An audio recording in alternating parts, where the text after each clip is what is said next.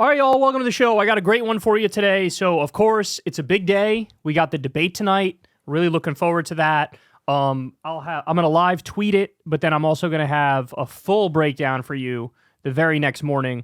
I'm sure I'll have a lot to say about it. So apparently we got word on what the strategy of J.D. Vance is going to be. Axios has an article out about this, and he wants to lean into attacking Tim Walz for his record. I'm sure he's going to call him far left and try to have a bunch of talking points ready. Look, here's the problem with that. Tim Walz, who apparently says, I'm not a great debater. He says this, and this came out in, when they were doing a background check to see, hey, should he be VP or not? He says, I'm really not a great debater. But if you attack him on his record, that's his sweet spot. That's how you'll make him super comfortable. Because he's a strong defender of his record in Minnesota, and I would argue Minnesota, under his leadership, it's been the best state in the country. I mean, they've just had win after win after win over in Minnesota. So if the reporting is true, then J.D. Vance is about to lean into the worst possible argument that he can make against Tim Walz. So we'll see, man. But as I said, live tweeting it tonight. I'll have a full breakdown for you tomorrow. I'm sure all you guys are going to check it out. Really looking forward to it. But today, got a lot of stuff to get to today. So we have a MAGA host on CNBC gets absolutely wrecked by Mark Cuban. That's fun. I'm going to lead with that. Then we'll get to J.D. Vance is now snuggling up to a particular extremist on the campaign trail and doing events with him. Wait until you hear this guy's record. This is dark stuff.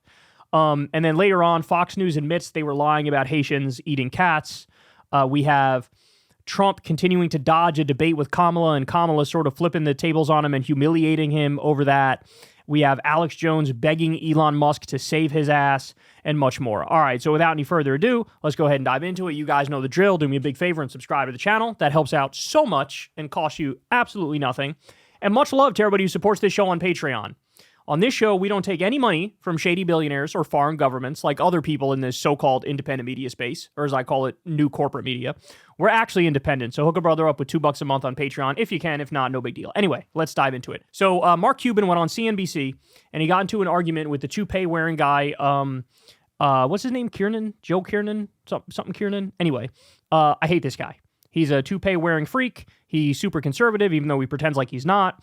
Mark Cuban basically runs circles around him in a debate on Trump versus Kamala. Let's watch. So here's the difference, another difference between Kamala and Donald, right?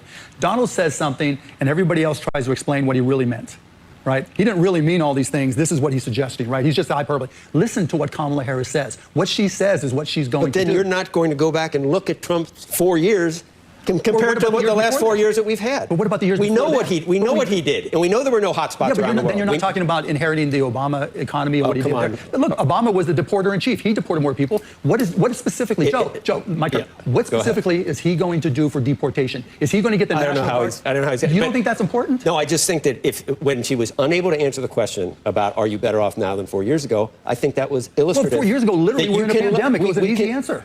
We can look at exactly what happened. He's already been president, and we can look at what happened when she was vice president, and it's not good. The comparison. Being the president, Joe, as you know, is different. No, that's true. It's not good. That comparison is way, way worse for Trump. In fact, his 4 years in office is the exact reason I could never support him. He was horrible.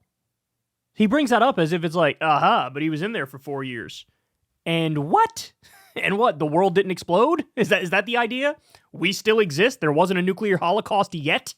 Is that the idea? Jesus Christ. And being vice president, it's not close, right? So she can take credit for the good things that happened with Biden, but she didn't have anything to do with the bad things. Donald Trump takes credit for things that didn't even exist, right? The things that didn't even happen. He forgets that we had to pay tens of billions of dollars to farmers because his tariffs backfired. He forgets about all the retaliatory. The tariffs that are still on. Well, no, we're talking about farmers' tariffs, right? We're not talking about steel. Today, what did they talk about? They talked about eliminating EV because it's a security threat. That's smart. They just said 1 minute. We need a bell, like right at the end of the moment. Back to your corner. All right, more. Here we go. You know, all we've seen Donald Trump do is hire his relatives, right? RNC, here comes the daughter-in-law. You know, who's going to speak for him? His two sons. Want to come up with a new Hey, we got a new silver coin. Here come the sons. Hey, we got blockchain. We've got DeFi. Here comes another son. You haven't seen him work with, again, the family business is now the Republican Party. That's exactly right. All right, more. Here we go. They get into January 6th. And the question is, here we are talking about policy, right? We're having real policy Right, the conversation. underpinning is the guy But didn't live up but to my his oath. question is how much do you think as CEOs who are watching this program, or just a voter, is supposed to think about these other issues? Look, I think that Joe would say that January 6th is not It's something. been litigated. People know what happened. It's been litigated. The 48% that back him are.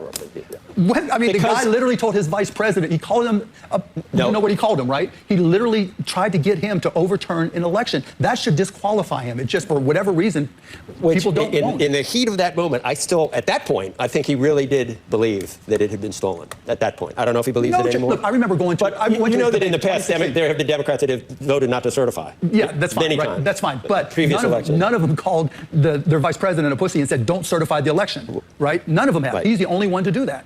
As I said, you got Stormy Daniels. There's a lot of things. I don't care about his character, right? I don't care about what he does in his personal life. I could care less. But you have to live up to your oath of office as president of the United States. You cannot trust that Donald Trump would do that. You talk about history. He has ripped off more hardworking Americans than probably anybody else. Michael, down the street, right? When Michael Cohen said he was instructed to short pay and that was a good thing, at the end of the day, when Donald Trump stood up there talking about what was going on and everything, he didn't say, no, that's not true. He was smiling in the court. Literally, he was okay. Do you know any CEO who would be okay with short paying a vendor and think that's a good thing? Would you support any CEO like Mark that? Cuban, it's a longer conversation. You got to come on back to the table. Oh, that was brutal.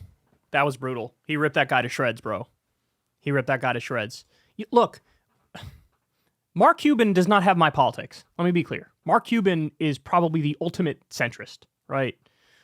But what you're getting from Cuban is what you get from some of the better conservatives who've come out and said, look, yeah, whatever, I may agree with him on tax cuts. He tried to overthrow the last election. What am I supposed to do with that? What am I supposed to do with that? He tried to overturn the last election.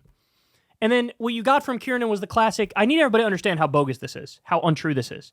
But the Democrats did the thing, it was just like it, that with what Trump did. And so, utter fucking nonsense. They try to bring up Hillary Clinton, like some quotes from Hillary Clinton about how he's not a legitimate president or whatever. She conceded the next morning when she lost the election.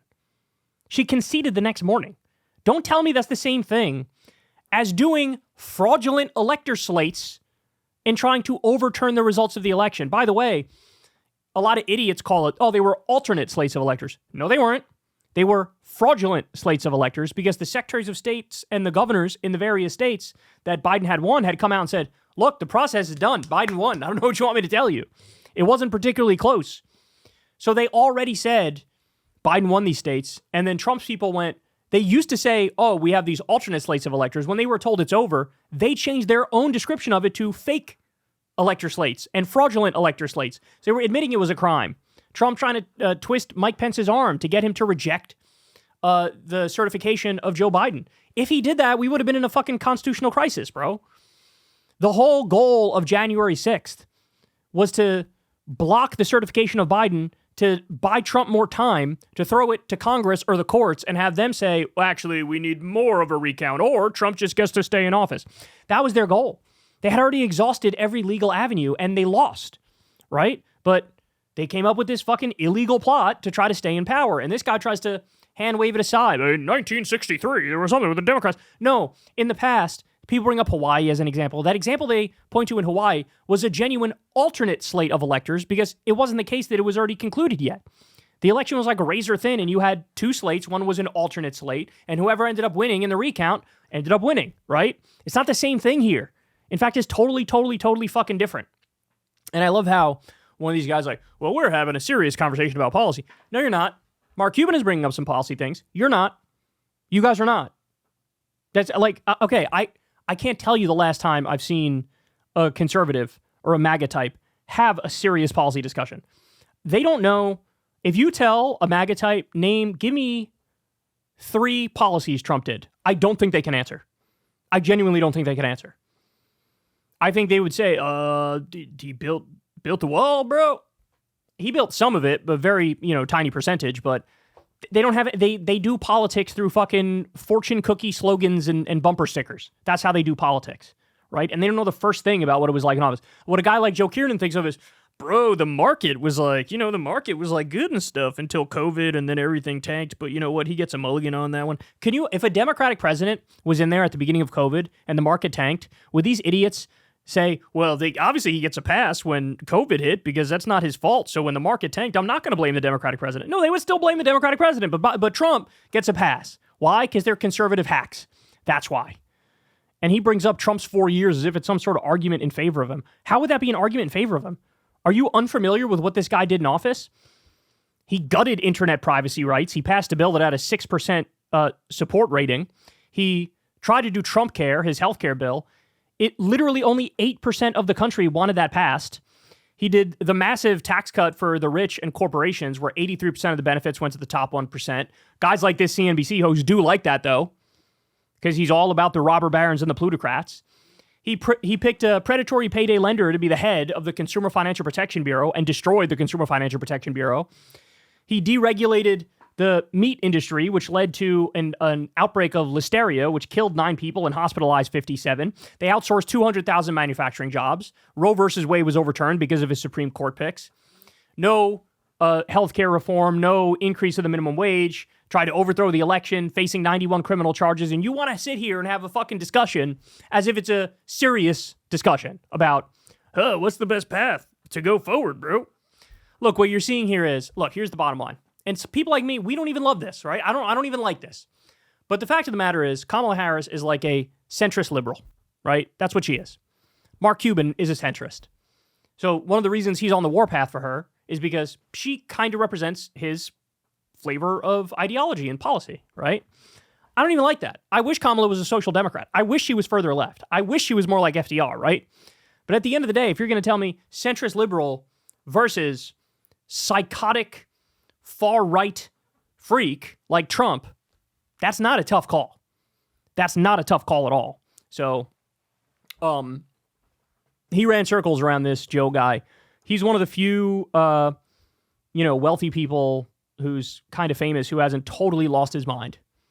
Think of people like Elon Musk, for example. Just a pathetic loser. Mark Cuban is at least somewhat of a serious person. And for him, it's like, it's like a cat slapping around a cat toy, going to talk to these fucking morons on CNBC. Hey, y'all, do me a favor and like and subscribe. It helps out big time in the algorithm. Click the bell as well for notifications when videos drop. And watch that video on screen right now. You know you want to.